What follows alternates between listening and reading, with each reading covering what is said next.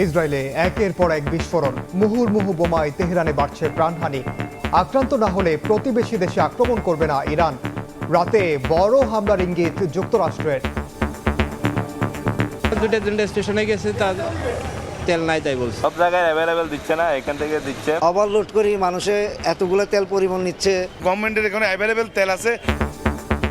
জ্বালানি নিয়ে শঙ্কায় পাম্পে গাড়ির সারি, বাড়তি চাহিদায় সীমা বেঁধে দেয় বিপাকে অনেকে। উদ্বিগ্ন না হওয়ার আহ্বান মন্ত্রীর, আসছে আরও দুটি জাহাজ। আরও দুটো ভ্যাসেল আসছে 9 তারিখে, সুতরাং আমাদের যে শর্টেজ পড়ার কোনো সুযোগ নাই। দেখছিলেন প্রধান শিরোনাম। সন্ধ্যার সময়ের সঙ্গে আছি আমি ওমর রিনান। এবার অন্যান্য শীর্ষ সংবাদ। পরিকল্পিত জাকাত বন্টনে 10 থেকে 15 বছরে দারিদ্র্য বিমোচন সম্ভব। এতিম ও আলেমদের সম্মানে ইফতারের প্রধানমন্ত্রী। রমজানকে লোভের মাস না করার আহ্বান। জনপ্রত্যাশা পূরণে বিএনপির এমপিদের প্রশিক্ষণ। সংসদকে অতীতের খারাপ সংস্কৃতি থেকে বের করার প্রত্যয়। প্রথম অধিবেশনে রাষ্ট্রপতির ভাষণ দেওয়ার প্রস্তুতি সম্পন্ন। অপমান থেকে এই নরসিংদীতে ধর্ষণের শিকার কিশোরীকে হত্যা করেন সৎ বাবা। দায় চাপান ধর্ষকদের উপর। আদালতে স্বীকারোক্তিমূলক জবানবন্দি। এবং ছুটির দিনে সকাল থেকেই জমজমাট ঈদ কেনাকাটা। বিপণী বিতানে ক্রেতার ভিড়। প্রাধান্য পাচ্ছে আরামদায়ক পোশাক ও জুতা। দিনভর ভালো বিক্রির আশা।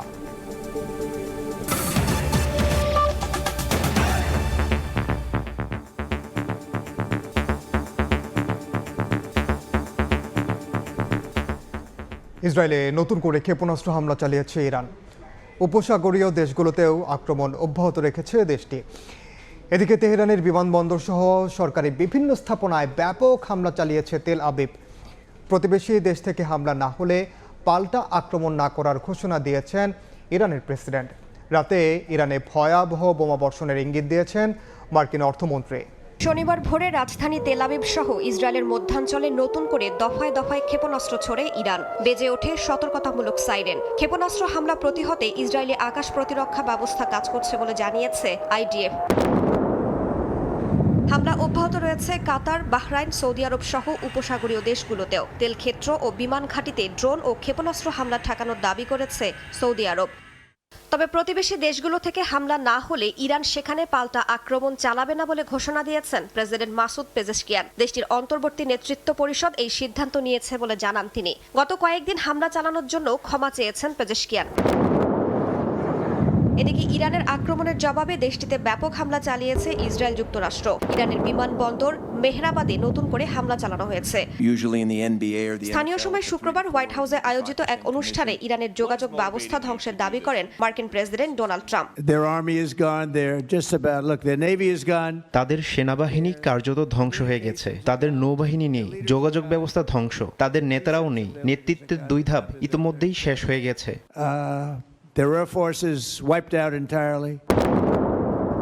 এমন উত্তপ্ত পরিস্থিতির মধ্যেই ইরানে এ যাবৎকালের সর্ববৃহৎ বোমা হামলার ইঙ্গিত দিয়েছেন মার্কিন অর্থমন্ত্রী।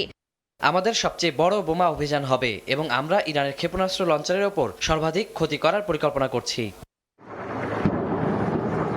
তেল আবিব ওয়াশিংটনের যৌথ হামলায় তেহরানে বেড়েই চলেছে প্রাণহানি। শুক্রবার জাতিসংঘ নিরাপত্তা পরিষদে ইরানের রাষ্ট্রদূত অভিযোগ করেন দেশ দুটি জনবহুল বেসামরিক এলাকায় এবং অবকাঠামোতে হামলা চালাচ্ছে। এদিকে লেবাননেও অব্যাহত রয়েছে ইসরায়েলি হামলা। রাইসা জান্নাত, সময় সংবাদ। জ্বালানির মজুত নিয়ে শঙ্কায় ফিলিং স্টেশনে গাড়ির দীর্ঘ সারি। বাড়তি চাহিদায় অনেক পাম্পেই মিলছে না তেল। সীমা বেঁধে দেয়ায় বিপাকে পড়েছেন দূরপাল্লার চালকরা। ঘন্টার পর ঘন্টা অপেক্ষা করেও চাহিদা মতো জ্বালানি না পেয়ে ক্ষুব্ধ অনেকে। পাম্প সংশ্লিষ্টরা বলছেন সরবরাহে ঘাটতি নেই, আইন মেনেই নির্দিষ্ট পরিমাণ জ্বালানি দিচ্ছেন তারা। রাজধানীর বিজয় সরণি থেকে আসাদ গেট পর্যন্ত কয়েক কিলোমিটার লম্বা সারি। ব্যক্তিগত গাড়ি কিংবা মোটরসাইকেল। পেট্রোল পাম্প থেকে জ্বালানি সংগ্রহে ঘন্টার পর ঘন্টা অপেক্ষা। এখানে আছি 2 ঘন্টা সিরিয়ালে বসে। সাভারে গেছিলেন, ওখানে আর অনেক লম্বা সিরিয়াল, ওখানে দেখে তারপর আবার এখানে চলে এসেছি। মধ্যপ্রাচ্য সংঘাতকে কেন্দ্র করে সংকটের আশঙ্কায় জ্বালানি তেল বিক্রি সীমা বেঁধে দিয়েছে সরকার। জ্বালানি সংগ্রহের সময় চালক, পাম্প কর্মীদের সঙ্গে হচ্ছে বাকবিতণ্ডাও। তবে আইন মেনেই নির্দিষ্ট পরিমাণ জ্বালানি দিচ্ছে পাম্পগুলো। এখনো পাম্পে যাইতে পারি নাই, ওনারা শুনছি যে 1500 টাকার তেল দিচ্ছে। যাই দেয় তার উপরে আমরা নির্ভর করতে হবে। সংকট হবে না না হবে এটা এই দেশে বলা যায় না, কারণ এই দেশে হুজুগে বাঙালি। এদিকে বিক্রি সীমার কারণে দূরপাল্লার চালক যেমন চাহিদা মতো জ্বালানি পাচ্ছেন না, তেমনি সরকারি হিসাবের জ্বালানি পেতেও সময় লাগছে কয়েক ঘন্টা। দুটো তিনটে স্টেশনে গেছে, তার তেল নাই তাই বলছে। ফকিরা পুলিশ স্টেশন, ওইখানে গিয়ে আসলে খুব হয়রানির শিকার হয়েছে, আমাদের ঢুকতে দেয়নি। রাজধানীর শাহবাগ, পরিবাগ, তেজগাঁও ও নীলক্ষেত এলাকায় ফিলিং স্টেশনগুলোতেও যানবাহনের ভিড়ে সংলগ্ন সড়কগুলোতে তৈরি হয়েছে তীব্র যানজট। সেই সকাল 7টা থেকেই মানুষ তারও আগ থেকে আসতেছে, কিন্তু লাইন কোনোভাবেই কমানো সম্ভব হচ্ছে না। এদিকে ঢাকার বাইরেও পাম্পগুলোতে দেখা যাচ্ছে দীর্ঘ লাইন। কোনো কোনো পাম্পে সীমিত করা হয়েছে বিক্রি, আবার জ্বালানি সংকটে বন্ধ করা হয়েছে অনেক পাম্প। ওনারা তো বলছে ওনাদের স্টক শেষ, সারা রাত ওনারা তেল দিয়েছে। সব জায়গায় অ্যাভেলেবেল দিচ্ছে না, এখান থেকে দিচ্ছে। ওভারলোড করি মানুষে এতগুলো তেল পরিমাণ নিচ্ছে, এটা বলার বাইরে। গভর্নমেন্টের এখানে অ্যাভেলেবেল তেল আছে, গাড়ি জাহাজও আসতেছে ইনশাআল্লাহ। সংকটকে পুঁজি করে জ্বালানি তেল পাচার রোধে সীমান্ত এলাকায় টহল ও তল্লাশি জোরদার করেছে বিজিবি। দেশে জ্বালানি পর্যাপ্ত মজুদ থাকায় আতঙ্কিত না হওয়ার আহ্বান জানিয়েছে সরকার। তোফাজ্জল হোসাইন, সময় সংবাদ, ঢাকা। পর্যাপ্ত মজুদ থাকায় জ্বালানি তেল নিয়ে শঙ্কিত হওয়ার কিছু নেই। সোমবার 2টি জাহাজ আসছে বলে জানিয়েছেন বিদ্যুৎ ও জ্বালানি মন্ত্রী। চলতি মাসে আরও বেশ কয়েকটি চালান পাইপলাইনে আছে বলেও জানান তিনি। সংকট এড়াতে বিকল্প উৎসেও সরকার নজর রাখছে বলে জানান নীতি নির্ধারকরা। মধ্যপ্রাচ্যে সংঘাতের জেরে সংকট হতে পারে দেশেও, এমন শঙ্কায় জ্বালানি তেল নিয়ে হুলস্থুল কাণ্ড দেশ জুড়ে। বাড়তি তেল নেয়ার প্রবণতায় কোথাও কোথাও বন্ধই হয়ে গেছে ফিলিং স্টেশন। জ্বালানি তেলের প্রাপ্যতা নিয়েও জনমনে নানা প্রশ্ন। মাঠের পরিস্থিতি যখন এমন, তখন অভয় দিয়ে সরকার বলছে তেলের মজুদ নিয়ে কোনো শঙ্কা নেই। সূত্র জানাচ্ছে এখনও ডিজেলের মজুদ আছে 15 দিনের মতো, ফার্নেস ওয়েল চলবে আরও 50 দিন। চলতি মাসেই পাইপলাইনে আছে বেশ কিছু চালান। সোমবার দেশে নোঙ্গর করবে তেলবাহী 2টি জাহাজ। এছাড়া মাসের শেষ দিকে আরও 3টি চালানে প্রায় 1 লাখ টন ডিজেল ও 20,000 টন জেট ফুয়েল আসার কথা। শনিবার দুপুরে প্রধানমন্ত্রীর কার্যালয়ে সরকার প্রধানের কাছে সার্বিক জ্বালানি পরিস্থিতি অবহিত করেন সংশ্লিষ্ট মন্ত্রী, প্রতিমন্ত্রী সহ শীর্ষ কর্মকর্তারা। পরে জ্বালানি মন্ত্রী সাংবাদিকদের বলেন, আতঙ্কগ্রস্ত হওয়ার কিছু নেই। আমার মজুদ আছে, কিন্তু ওই যুদ্ধ কবে থামবে কেউ তো আমরা জানি না। তা আগে থেকে আমার ঘর ঠিক করতে হবে না, সঞ্চয়টা রাখতে হবে না? সেই জন্য আমরা এই সঞ্চয়টা করছি।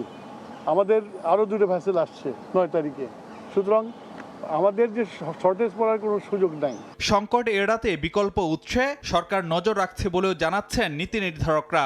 আমাদের এলএনজি, এলপিজি সকল ধরনের তেলের পর্যাপ্ত মজুত রয়েছে এবং আগামী দিনগুলোতে যেন কোনো সংকট না ঘটে সে কারণে আমরা বিকল্প উৎস থেকে আমরা কাজ করছি। ফিলিং স্টেশনগুলোতে তেল কেনা বেচায় অনিয়ম ঠেকাতে রোববার থেকে ভ্রাম্যমাণ আদালত মাঠে থাকবে বলেও জানান মন্ত্রীরা।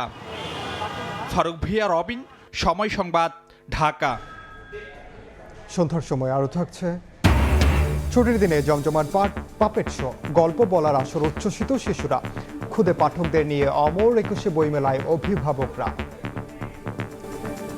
দারিদ্র্য বিমোচনে জাকাত ব্যবস্থাকে রাষ্ট্রীয়ভাবে কাজে লাগাতে চান প্রধানমন্ত্রী তারেক রহমান।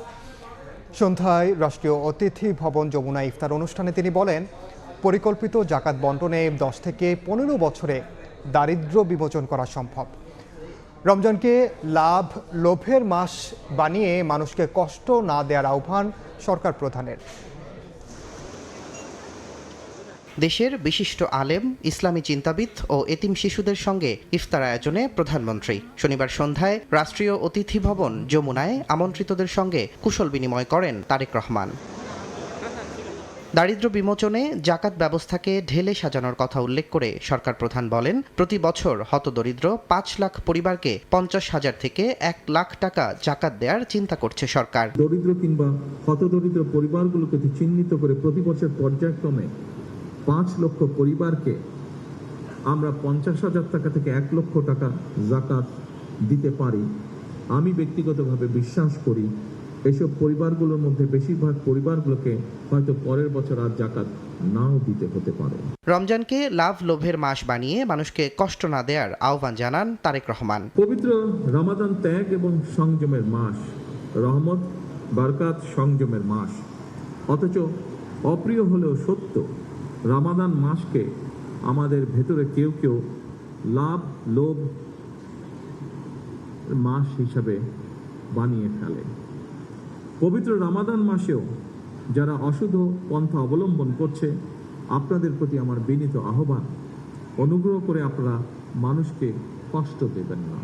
জনগণের কল্যাণে সরকারের প্রতিটি কর্মসূচি ঠিকভাবে বাস্তবায়নে সৃষ্টিকর্তার কাছে দোয়া প্রার্থনা করেন প্রধানমন্ত্রী। তুষার আহমেদ ইমন, সময় সংবাদ, ঢাকা। সংসদে অতীতের খারাপ সংস্কৃতি থেকে বেরিয়ে আসতে চায় বিএনপি সরকার। গুলশানে দলীয় এমপিদের কর্মশালার এক পর্যায়ে স্বরাষ্ট্রমন্ত্রী বলেন, জনপ্রত্যাশা পূরণে দেয়া হচ্ছে প্রশিক্ষণ। আর প্রথা অনুযায়ী প্রথম অধিবেশনে রাষ্ট্রপতির ভাষণের সব প্রস্তুতি সম্পন্ন হয়েছে বলে জানান তথ্যমন্ত্রী। ত্রয়োদশ সংসদে বিজয়ী 296 সংসদ সদস্যের মধ্যে 219 জনই নতুন। আর বিএনপি থেকে নির্বাচিত হয়ে প্রথমবারের মতো সংসদে যাচ্ছেন 146 এমপি।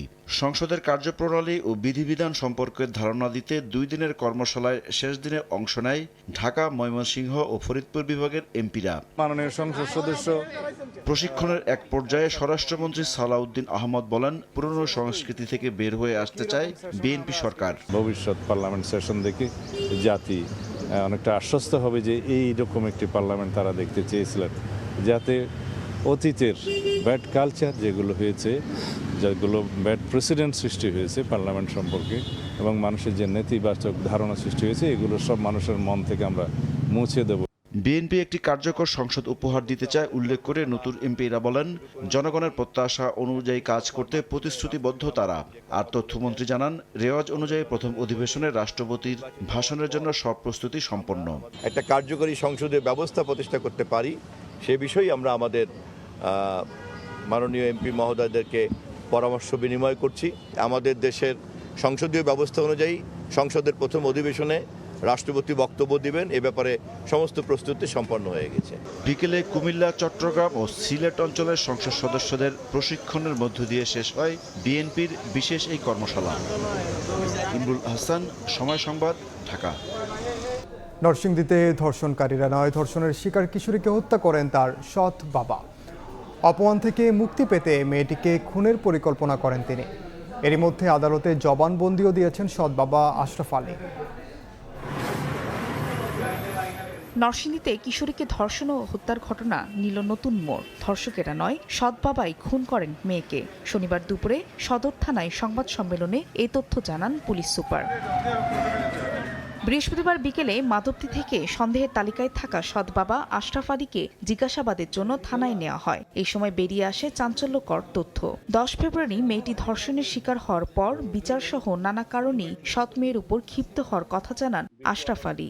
অপমান থেকে বাঁচতে হত্যার পরিকল্পনা করেন তিনি। 25 ফেব্রুয়ারি মাধবদীর দড়িকান্দি এলাকার একটি সরিষা ক্ষেতে মেয়েকে নিয়ে গিয়ে শ্বাসরোধ করে হত্যা করেন। পরে ধর্ষণে অভিযুক্ত নূর মোহাম্মদ নুরা সহ অন্যদের হত্যার ঘটনায় ফাঁসানো হয়। তার মেয়ের স্বভাব চরিত্র ভালো ছিল না, সে বিভিন্ন অসামাজিক কার্যক্রমে জড়িত ছিল বলে সে বিভিন্নভাবে সে বিরক্ত ছিল, তার প্রতি অ্যানয়েড ছিল এবং সে সামাজিকভাবে হেয় প্রতিপন্ন হচ্ছিল। বিধায় সে একাই সে প্ল্যান করে যে মেয়েটাকে সে মেয়ের দুনিয়া থেকে সরে দিবে। এর আগে কিশোরীকে ধর্ষণের পর হত্যার মামলায় নূর মোহাম্মদ নুরা সহ 9 জনের বিরুদ্ধে মামলা করা হয়। গ্রেফতার করা হয় 8 জনকে। তারা এখন 8 দিনের রিমান্ডে আছেন। সময় সংবাদ, নরসিংদী। সন্ধ্যার সময় আরও থাকছে নান্নু সুমন নয়, বিসিবির প্রধান নির্বাচক পদে নতুন মুখ দেখতে চান ক্রিকেটার ইমরুল। নিউজিল্যান্ডের বিপক্ষে হোম সিরিজে সাকিবকে দলে ফেরানোর আহ্বান। সাপ্তাহিক ছুটির দিনে ঈদ কেনাকাটায় জমজমাট রাজধানীর বিপণী বিতানগুলো।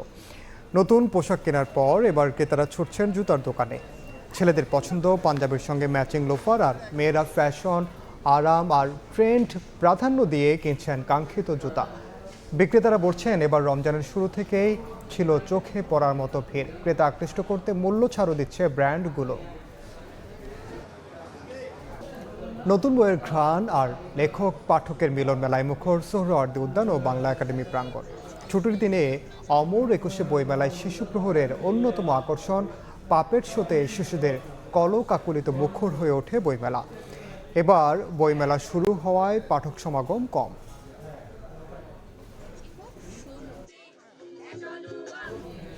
বিসিবির প্রধান নির্বাচক হিসেবে নতুন কেউ এলে তা দেশের ক্রিকেটের জন্য হবে ইতিবাচক। নিউজিল্যান্ডের বিপক্ষে হোম সিরিজে সাকিব আল হাসানকে জাতীয় দলে দেখতে চান ক্রিকেটার ইমরুল কায়েস। আবার নাকি ঘুরে ফিরে আমাদের আগেকার সিলেক্টর প্যানেলকে আমরা নিয়ে আসার প্ল্যান করছি। আমার কাছে মনে হয় যে এটা খুবই একটা হাস্যকর একটা বিষয় হবে, কারণ বিগত 10-12 বছর ধরে একই জিনিস যদি আবার পরবর্তীতে এসে আবার সিলেকশন প্যানেলে আসে, আমার মনে হয় খুব একটা ডেভেলপ হবে না, একই ব্রেন বা একই মেন্টালিটি। সো আমার মনে হয় যে নতুনদের এখন সুযোগ দেওয়া উচিত। এ পর্যায়ে শীর্ষ সংবাদগুলো জানিয়ে দিচ্ছে আরেকবার। ইসরায়েলে একের পর এক বিস্ফোরণ, মুহুর্মুহু বোমায় তেহরানে বাড়ছে প্রাণহানি। আক্রান্ত না হলে প্রতিবেশী দেশে আক্রমণ করবে না ইরান। রাতে বড় হামলার ইঙ্গিত যুক্তরাষ্ট্রের। সব জায়গায় অ্যাভেলেবেল দিচ্ছে না, এখান থেকে দিচ্ছে। ওভারলোড করি মানুষে এতগুলো তেল পরিমাণ নিচ্ছে। গভর্নমেন্টের এখানে অ্যাভেলেবেল তেল আছে। জ্বালানি নিয়ে শঙ্কায় পাম্পে গাড়ির সারি, বাড়তি চাহিদায় সীমা বেঁধে দেয় বিপাকে অনেকে। উদ্বিগ্ন না হওয়ার আহ্বান মন্ত্রীর, আসছে আরও 2টি জাহাজ। এবং পরিকল্পিত জাকাত বন্টনে 10 থেকে 15 বছরে দারিদ্র্য বিমোচন সম্ভব। এতিম ও আলেমদের সম্মানে ইফতারের প্রধানমন্ত্রী। রমজানকে লোভের মাস না করার আহ্বান। এ ছিল সন্ধ্যার সময়। এরপর জনপদের সময় নিয়ে সঙ্গে থাকবেন সহকর্মী গোলাম রাব্বি। ইনার আপনাকে ধন্যবাদ। জনপদের সময় নিয়ে আসছি কিছুক্ষণ পর, সঙ্গেই থাকুন সময়ের।